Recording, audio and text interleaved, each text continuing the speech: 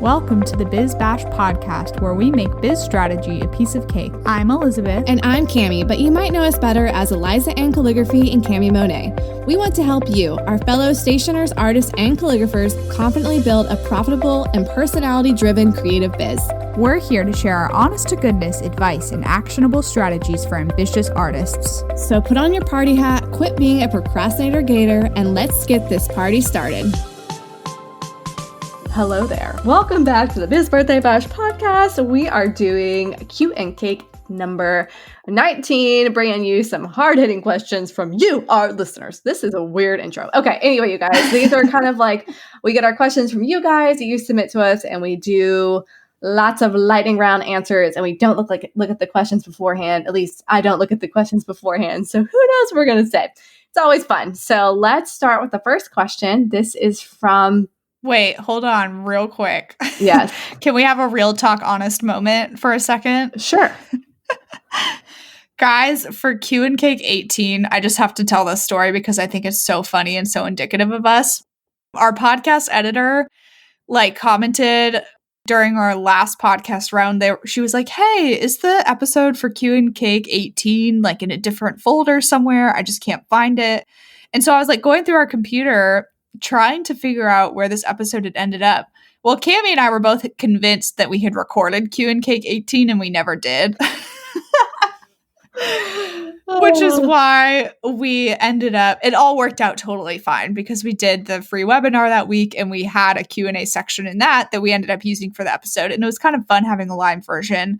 But just in case you guys think we have it all together, we really don't sometimes, because I was literally laughing so hard at us because I was convinced, absolutely convinced we had recorded this episode, and yet we definitely hadn't. Oh my gosh. Yeah, I know. I was like, I know we did that one. How did we not do that? I don't know, but we're typically so organized. Oh my gosh. Also, I'm going to have another real talk because when you said real talk, I'm about to say something. I thought you were about to I thought that was a non-podcast thing. I thought it was just for me. And I thought you were going to be you need to stop being so weird with the intros. I thought you were going to make us re-record it. And I was like, oh crap, I went too far. I literally thought that's what was going to happen. I just got so nervous. Why would I say that to you? I thought that was hilarious. When you said real talk, we need to talk for a second. I thought you meant me personally. I just panicked. Real talk, Cami, you're the worst. That's what I thought it was going to happen. I was like, oh no. Oh my gosh. Also, I need help pronouncing this name on the thing. Abidemi. Yeah. Oh, that's so fun to say, and I love it. I love this name. Abidemi at GL Scripts. This is her question. Yes. She has been one of our followers for quite some time. Oh my gosh. So I recognized her name. I am obsessed with your name, Abidemi. I hope that's how I say it right. If I don't say it right, DM me. Okay, it says, I plan on focusing on doing day of wedding signage and stationery. How do you incentivize wedding planners and local venues to recommend brides to you? Okay, so I'm going to be really nitpicky and weird about this because in this question, I immediately balked at the word incentivize. Mm-hmm. Do you also feel that way? Yeah. Because I was okay, because within this question, and I think it's a great question, Abidemi, and just in terms of getting, networking and getting people to work with you. The reason that I don't love using the word incentivize is because to me, from a contextual standpoint, I kind of assume that incentivize means there's some sort of payment or some sort of kickback or some sort of deal that's happening. When really it's more about how do you get referrals from wedding planners and local venues? That would probably be more of the approach that I would want to take instead of giving my cut of the work per se to the wedding planners in the local venues. And so basically what this comes down to is really just a lot of networking. I don't know. I don't feel like there's an easy button for this. In fact, it is very, very hard. But Cami, do you have any other I would say you just need to focus on which wedding planners and venues you want to talk to, or ones that you're okay, this matches up with my ideal client. And then just make an effort to talk to them and be hey, I'd love to just introduce myself to you. I'm a local wedding stationer. I love working with brides for X, Y, and Z. I'd love to stay connected. Let me know how I can help you out. I offer this services for brides, maybe, just so they know, like, because when brides go to venues or planners, they're like, planners and venues want to be in the know. It'll be like, oh, here's who to refer out, especially local people. So that like big things like seating charts. How about to say signage charts and those things. So it's always nice to be like, hey, I offer these things. You can always reach out to me. I'm here, kind of thing like that. So just like putting yourself out there and following up, be like, hey, so I'll let you know I'm doing, like, if you're doing a special, I don't know, for be like a bride books with me, I'm doing like a free escort car. I don't know. Just let them know, keep on their radar. And then you also just want to make it all about like what you can do for them, not necessarily like what they can do for you. Don't be like, please refer brides to me. Just always make it coming from like that service-centered aspect and service-minded and be like, here's what I can do for you versus that. And then secondly, I would say when you have such a great reputation and people just love working with you and you have great word of mouth and you just have stellar product, stellar quality, stellar everything, then these people are going to be extremely happy to refer you and extremely happy to send brides your way because they know you're going to deliver. So if you are starting out and there might be hesitancy because they're not sure if you're like can deliver on this promise. And like this all comes with time too. So having actual images that back up your quality of work, testimonials and all these things that can be like, okay, if I send a client to them based on my referral, they're not going to mess it up basically. Because like think about if someone is looking for someone for a job, like a friend who's going to do it, you're not going to refer your friend who would actually be horrible at it but needs a job because it will reflect poorly on you. So you want to make sure you're actually referring the best person for the job. So just like keep becoming the best version of yourself and keep putting out very, very high quality things. So now that was a long-winded answer to something, but hopefully that's helpful. No, I honestly think that was like a lot more helpful than even what I was saying because I was so stuck on like the question itself that I wasn't necessarily giving good advice. But yeah, I think that's all really great. Like I said before, it's totally a process and it just takes a long time, which is the worst because we all hate waiting. Yeah. And then when you do actually work with one of the wedding planners or the venue who recommended you, I mean, go do your best, like above and beyond. So they're like, wow, this girl knows her stuff, and just like make that process seamless. So if you haven't like figured out your workflows, your process, how you work with a client, like have that buttoned up and ready to go so that when you do work with these people, that they're going to be impressed. Yep, absolutely. Completely agree. Moving on to the next one. Are you ready? I can read it. Sure. Okay. This is from Emma at mcreative.co, and she says, I'm a stationer just starting out, and my question is, how do you package your finished invites that you send off to clients? Do you pack them all in cellophane or some kind of protected envelope in a box? Do you include any branding materials like cards, tags, or gifts? Thank you so much. Well, I actually mail all my clients' stuff for them, so I'm not packaging up any finished invites. But if I was packaging up finished invites, I would definitely put them in some sort of cellophane to protect them in case the box got wet. God forbid. Hopefully that doesn't happen. Definitely some kind of protective, like cushioning around it because you don't want them to get jostled to get the corners bent. So, I mean, I would pack it up. Like my mom is the greatest packer of all time. Every box she makes like would last through a nuclear war. So that's how I would pack this box. Like I would make it like where basically nothing moves or you're shaking it around. Like that's how much like stuffing you want in it. And then in terms of like adding in some branding stuff, right now with like my products, this is kind of like, a same parallel. I put stickers on everything and all this cute stuff and like a little insert. And I would do the same thing with this too. I would have stickers on things. I would have, a card, maybe even a thank you note with a wedding client. I probably actually write a very long note and be like, it's such a pleasure working with you. It's truly an honor to be a part of you and so-and-so's big day. I'm so thrilled for this, blah, blah, blah. Like a very nice thank you note. And then I would probably create like a separate little box with their keepsake invitations. And I would have that with like a ribbon and some extras of their stuff. So I would make it like that, like the most beautifully branded part, but the rest is going to be more like functional instead of beautiful because I wanted to get there in perfect condition. So I think in terms of this, you need to go for functionality over prettiness, but also you can put those pretty finishing touches like stickers on the outside and a nice handwritten note. Yeah. There are a lot of different ways you could get really creative with packaging invitations if you're sending off an entire suite to a client. Like I know I did this for a couple of clients and I would like wrap them in brown craft paper and then like tie them up with a string and a wax seal. And so you just have to do something that you feel kind of matches the essence of your brand.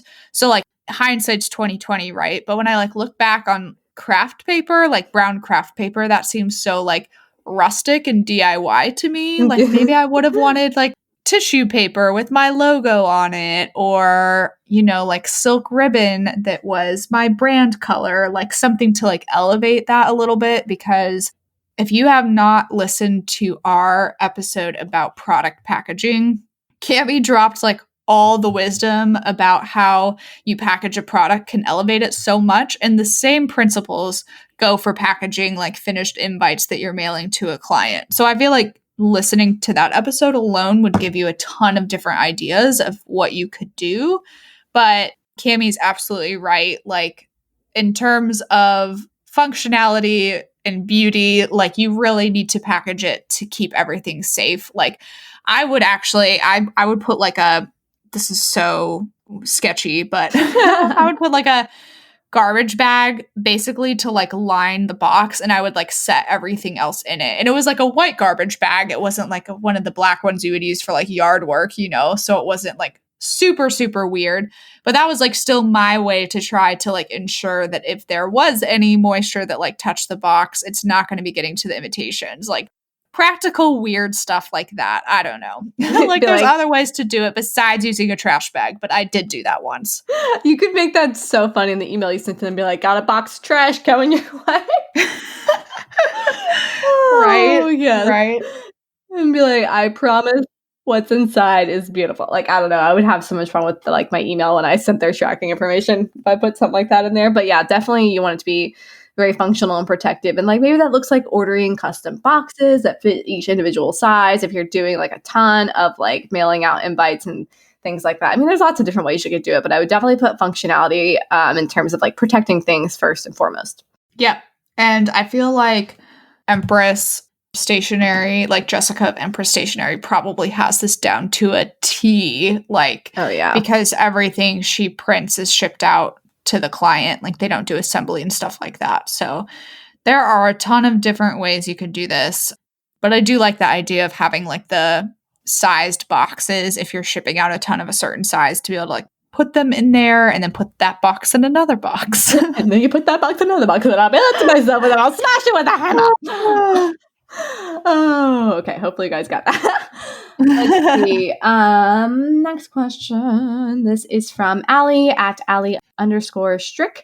I'm curious how you create and upload your custom art, like watercolor florals, custom crests for custom invitations. I've created several images in Procreate, but it seems that the quality of the image is never up to par.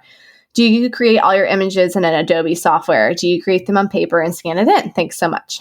I do a little bit of both. I actually don't even use like a scanner sometimes for my art. I just use my iPhone. I should get a scanner, but you can use an iPhone to take a picture of something that you've done on paper to then transfer to your computer and fix it up in Photoshop that way. And I mean, I have done a ton of stuff in Procreate lately as well. So I'm not sure what is going on in terms of, like you're saying that the quality of the image never seems up to par. I would go back into your document settings for when you're first making a document, because you need to make sure that that's like 300 DPI or even higher. It might be defaulting you to like 75 or something like that, and you definitely do not want that for your document. That's basically, what does DPI even stand for, Cami? Dots per inch. Dots per inch. Thank you. I throw out these terms all the time and don't really know what they mean. So that's the first thing I would do for Procreate is check your settings, because I have not had a problem with that, but it could be a thing, I'm sure. Yeah. And then for me, I do all my artwork on paper, like the old school way, and then I scan it in. My scanner is not expensive at all. It's on my Amazon list if you want to check that out, CamiMonet.com/supplies. It's like literally, I think it's like under $100, and it's like really small and cute. That's very important to have a cute scanner. Anyways, I scan all my stuff in, and I scan my artwork in usually around 600 DPI. 300 is totally fine, but I just like to go bigger when I scan it in case I decide to do something crazy and I need something bigger. I don't know. And I know you can vectorize stuff too, but with watercolor, I just prefer to scan it in larger than what I need because it looks weird if you vectorize it. So yeah, I like to scan mine in and then I edit it in Adobe Photoshop, just tweaking colors and removing the background, things like that. So I don't use Procreate, so I have no insight on that one, but Elizabeth obviously answered that part of the question. But yep, good old watercolor paint and paper and scanning it in. So hopefully that's helpful. I feel like I answer every question at the end. I'm like, hopefully that's helpful. Hopefully that's helpful. Yeah, you just have to play around with the like materials and stuff that you want to be using. But like I said, you don't have to have a fancy scanner. You can even use like scanner apps on your phone and stuff that are free that will help you.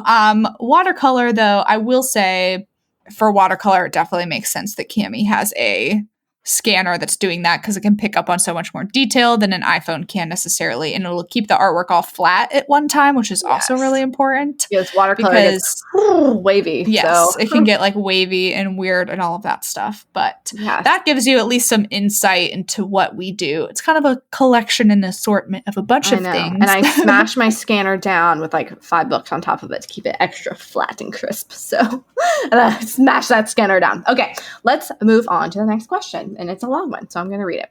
Okay. This is from Elizabeth at Chaucer Road Paper. Hi, I'm a fully custom stationer. I offer many print methods, paper options, etc. I'm having trouble with my onboarding / designing / invoicing process. In order to give my clients an accurate quote, oh Lord, here we go.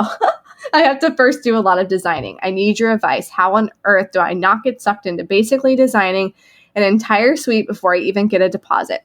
I understand that a client needs to know what the cost is going to be before they commit to something, but how do you suggest communicating that you give a ballpark quote without sounding like a hustler or unprofessional? Is there something you send out typed down an email, or do you make it more official in an invoice? I'm pulling my hair out over here. Thank you. Oh man, so much to unpack in this question. Also, Cami, I was having weird, like, deja vu vibes when I put this one in the document. We haven't answered this before, have we? I don't remember this. Okay, good. Because I think I've read it when going through the document, and I never actually put it into a Q and Cake. But just in case, I was like, just in case we have answered this question. Well, we're answering it again if we have. We're answering it again. Okay. So... Where do we begin? Where to start with this question? Elizabeth, I'm not laughing at you. I promise. I totally see the dilemma. I am just trying to like unpack what point to start so that this makes the most sense. First things first, let me go ahead and say that you should not be designing anything before you give a client a quote or get a deposit from them or anything like that. You should have 2 elements to your quotes. One part of the quote should be your design fee, basically what you're charging for your time. And the other part of the quote should be materials. And so this basically means that you need to, first of all, charge appropriately, value yourself well for your time, make sure you have a good, nice, like high design fee, regardless of the design on the invitation suite. So like Cami, you have done some like very simple, cute watercolor designs, very minimalistic. And you have also done like an explosion of watercolor, which is what most of your like custom maps are, I feel like, and custom invitations. But the price correct me if I'm wrong. Yeah. The design price for either of those things is still exactly the same. Yes, because I had this issue for sure. Like I could not figure out like, oh my gosh, how do I know what they want? What if they want a church painting versus a flower? Like it takes me more time. And I could not get out of my head of this. And that really, really, I understand where you're coming from because I had struggled with this so much in the beginning. And I was like, for me, this is what works. I do a flat rate pricing. Like it is like all inclusive pricing because honestly, even though, yes, it might take me more time to paint one thing, sometimes it is harder for me to do a suite that has minimal artwork than it is for me to do something with a lot of artwork. So it obviously takes more brain power for me to do minimal, which is very weird. So all in all, it balances out and I have the exact same fee no matter what they say. I don't care if they say we're going to do like 10 dogs, we're going to do 1 dog on this. It's the same fee. Like it's the same. Which made it very easy to quote. I don't even need to know what they want. They don't even have to have any semblance of idea of what they want for me to put together a quote. The only thing that would change it is like the amount of cards that they want or the quantity they would need or the different types of cards they would want within the suite or if they wanted a printing upgrade. So, and I have all those numbers ready to go in a spreadsheet and also memorized because I'm like my own spreadsheet at this point. So I think you just really need to buckle down and figure out your design process and like how you price things before you can even start to be able to give quotes in a way that doesn't drive yourself crazy. Like, and maybe you're like, oh, I need to do tiers. Like maybe it's like tier 1, here's what that entails. Like 3 watercolor art paintings, and tier 2 entails 6 or whatever. And you can figure that out based on that. Because I personally didn't want to have to like nickel and dime my clients and be like, well, if you do this, it's this versus this. And for me, it was just way easier to just streamline the whole process. So I don't know exactly what you're offering with your wedding invitations. So I don't know if all-inclusive pricing would work for you. Maybe try that or a tiered package approach. But definitely do not design anything before you get a deposit, any money from them. You should not be doing that at all. That also, to me, shows like you're not confident that you're able to book the client as well. A little tough love, but it also feels like, oh, I got to throw this at them so they see it and they love it and they want to book with me. But then they're just like, why? I didn't pay her anything. They're not going to see your worth if you're literally giving away stuff for free. So don't do that ever again. Okay, that's the end. Yeah, absolutely. I mean, there's a way to itemize an invoice to give them enough information while also assuring them that things could potentially change down the road. Like you can do both at the same time. Yeah. You could do like, here is your general idea, what it costs to work with me, what it costs for the materials, all the things like that. But also know that depending on if you change your mind on this printing method down the road, costs could change. But you need to have a spreadsheet or something that is at least allowing you to quote for different printing methods. I know like the average per card price for me for what it costs to do digital versus foil versus letterpress so that I can quote that stuff up front. Like that is built into my process and part of my invoicing for sure. So there is a way to be able to like quote that stuff if that makes sense. And you can always leave an open line, like an itemized line for something like vintage postage. Like Cami and I both do this, where it's like a placeholder for vintage postage because that might be added later down the road and you obviously can't quote that ahead of time. Or you could add a placeholder line for handmade paper because maybe you're making it to size and it's going to be custom and you need to add that into the quote later. Like there are certain things that you might not know 100% up front, and that's like okay, I think, to be honest with the client. Yeah. I don't know. What are your thoughts? Yeah, for sure. I mean, lots of times I think using the word ballpark is what's throwing you off. I think you need to just say like, this is an estimated budget for how much vintage postage will be. Like based on this amount, I can estimate you're probably going to be spending in like $800 range for vintage postage. I'll fill this in later with the exact amount, but just so you have a heads up.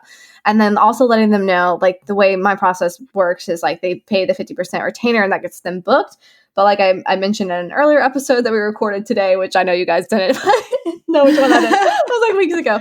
But the second half of their payment is typically not like a match of the 50%. Like it's typically more because we've adjusted things or I've got the full price of the vintage postage or whatever. So just be like, as long as I get that 50% retainer, you know, things are going to be flexible throughout the process. And that's one of the selling points we talked about of being a custom stationer is that it doesn't have to be super figured out in the upfront. But if you're working with clients who are like, no, I have to have like the exact amount, then you can still do that and just be like, we're not going to have these add-ons or anything like that. So there's so much to unpack with this. And I feel like we could literally talk for like hours about this. So. Yeah. Elizabeth, if you don't have our Business Sense for Creatives yet, we have an entire section about pricing for that. And we really lay out how we invoice people. So that might help you from a visual perspective to be able to see that. So you can always go to bizbirthdaybash.com/bundle if you want to look at that resource and grab it. It's under $100. So it might be worth it to be able to see our processes for quoting people up front, you know, just by asking them things on a questionnaire. Yeah. Did I cover everything? Yeah. I'm ready to move on to the next question. Okay. All right. So I'll read this one. Okay. Because I know Cami has an answer. I'm dying. I'm trying to start my business selling digital downloads of my art. I'm worried I won't seem professional because I don't have a one set in stone style, subject matter, or media that I work in at this point. How much variety is too much, and how do I decide what to focus on? Chelsea D. Okay. And by the way, I totally get this because I kind of create things in a bunch of different mediums all the time too. Yeah, so. And that is totally cool. Like, that's totally fine. I'm just going to this is like my thoughts on it. And I think we're going to try to unpack this further in another episode. But basically when you have so many styles as an artist in your portfolio, it's usually the mark of a newer artist. And granted, this is probably from like a fine art perspective, but I'm going to like take the principles of it still because I think it still applies. Because when you're a newer artist, you're still like developing your style and finding your voice. You're testing different things and seeing how you feel about it. And like, you haven't really honed in on what makes your art you, basically. So in this sense, I don't really think like the subject matter or like the media really matters. But having that like common thread stylistically is going to be much better for long-term success, because otherwise there's just going to be a little bit of confusion around your brand. And like I said, this is totally fine, like starting out, but like long-term, you're going to need to have that like thing where they can point at you and say, oh, that's Chelsea D's artwork or whatever.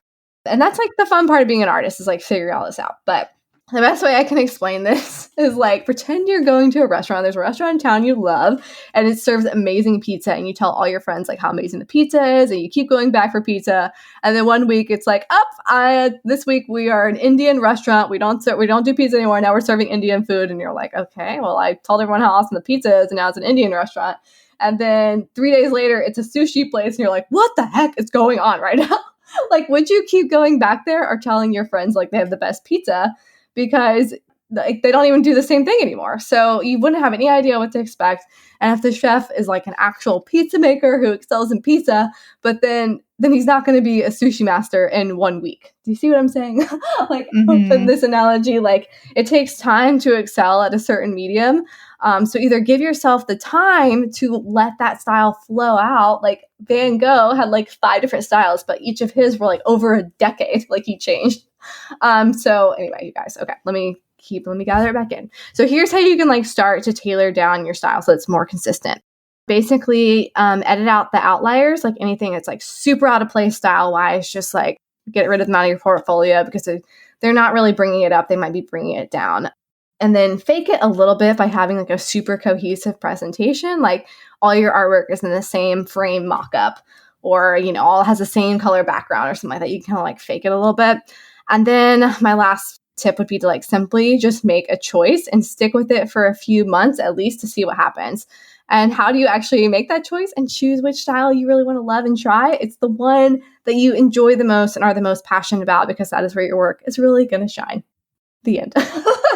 That's all. The end. Perfect. Well, I'm going to come in and counter with my devil advocate's opinion. Okay, perfect. For this question specifically, because I think everything you said, Cami, is really important when we're developing a style over time, and you become known for one thing, like you become really known for your watercolor imitations. It wouldn't make sense if all of a sudden it was like oil or pastel next week. Like everyone would be like, what is happening?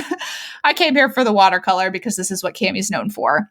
Same with other fine art artists that do like abstracts and oils or things like that, or like Bryn Casey, who does her ocean paintings that are amazing and fantastic. These people have really built a brand that's very like centered around this one particular style. The reason that I am counteracting and being like devil advocates a little bit for Chelsea's question is because she's considering selling digital downloads of her art.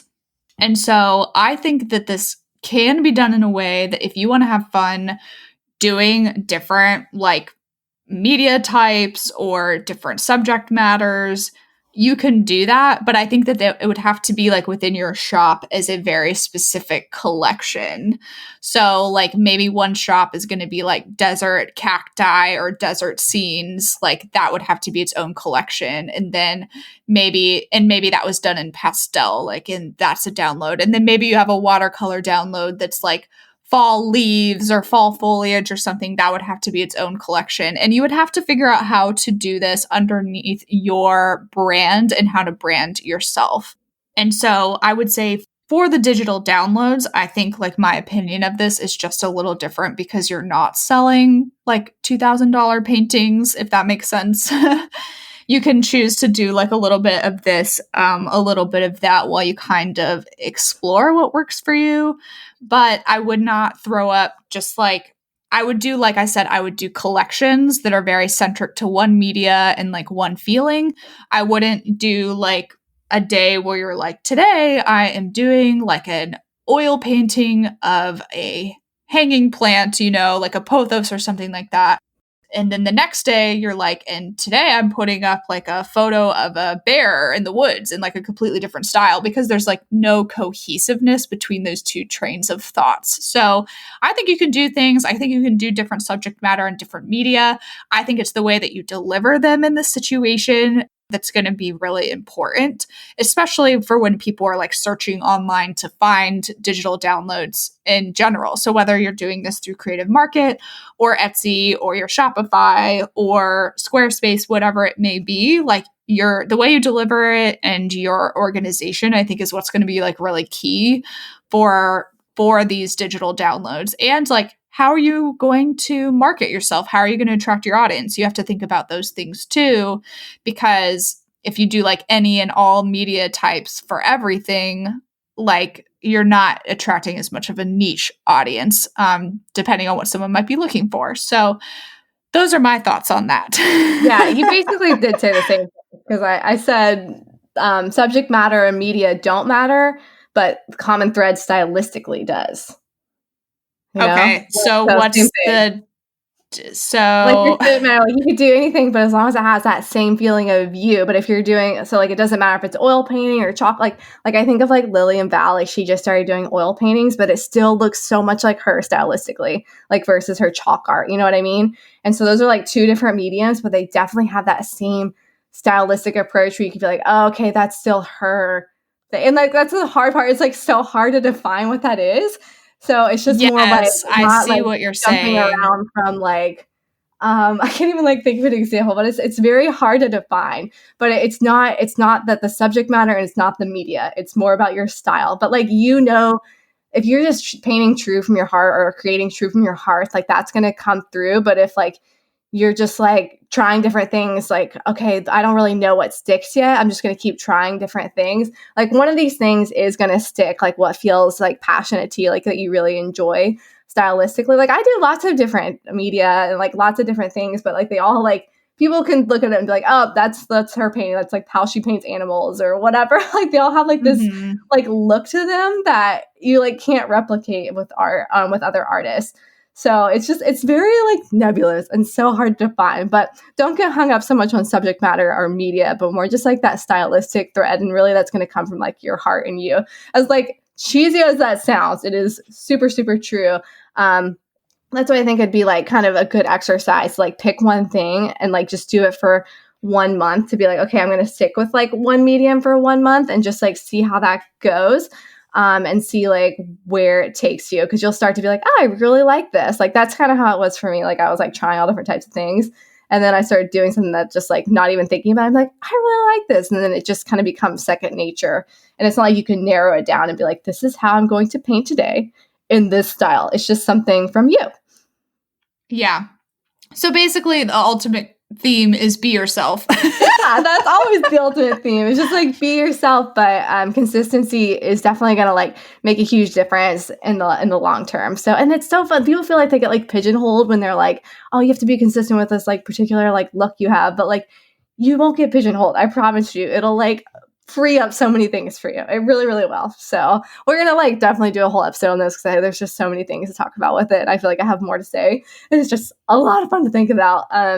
So we'll talk more about it for sure, because I don't want to like take up Q and Cake time for the rest of our lives. Right. Very, very true. Yes. Okay. Yeah. So I guess we did kind of say the same thing. Yeah. I was like, we're saying the same thing. What? Oh goodness. Of course. Anyway, you guys, thank you for joining us for this other Q and Cake episode. This was Q and Cake number 19. And if you have other questions, you can ask them at bizbirthdaybash.com/Q and Cake, and we will answer them on air. And it's always super fun. So be sure to ask your questions there, because who knows what we'll say. It's always good times. And I guess that's it for this episode. And we will see you guys next week. See you guys next week. Bye. Bye. Hey guys, we just wanted to hop in and talk about one of our amazing resources, the A to Z directory. All of us have thought at some point, how did she do that, or how did she make that? And maybe you don't know where to start or how the heck to produce this amazing product you've dreamt up. Well, the A to Z directory is the missing puzzle piece in your biz, you guys. Seriously. So it's built in the form of a yearly membership, and it's your one-stop shop for finding suppliers and vendors for all the things. Literally where to print everything from custom invitations, greeting cards, mugs, koozies, acrylic printing, letterpress, custom ribbon. I mean, the list goes on and on and on. And it literally goes from A to Z. From acrylic printers to zipper pouches, we have it in the A to Z directory. We want to help all of you search less and create more with this list of 300 plus vendors and suppliers. Don't worry, they're very organized. It's not going to be overwhelming and confusing when you join. And this membership also includes access to a private Facebook community. It's incredibly active and involved. And if you need a question answered fast, that is definitely the place to go. Yeah, our Facebook group really is the best. You guys, everyone is so helpful in there. And we're in there too, answering questions that you guys might have. So it's a great way to get access to us and ask us things without sliding into our DMs. So we're more likely to answer you in the Facebook group, just saying. Anyway, also in the Facebook group, this is new for 2020 and we're really excited about it. We are hosting monthly Power Hour Q&A sessions that are live, and these are only available to our A to Z directory members. So you can hop in with us live and ask us all your burning questions in real time and just hang out with us every month. And we do these at different times so you can actually be there live, and the replays are always available in the Facebook group for members. This resource is priced at $147 a year, which honestly is extremely affordable and is full of so many benefits, such as exclusive vendor coupons for members only. And we would love to have you guys join. Seriously, it's kind of like our family and our tribe. So visit bizbirthdaybash.com/directory to sign up today and use coupon code podcast2020 to receive $20 off your first year. That's podcast, all caps, 2020 for $20 off your first year. We can't wait to see you in the Facebook group.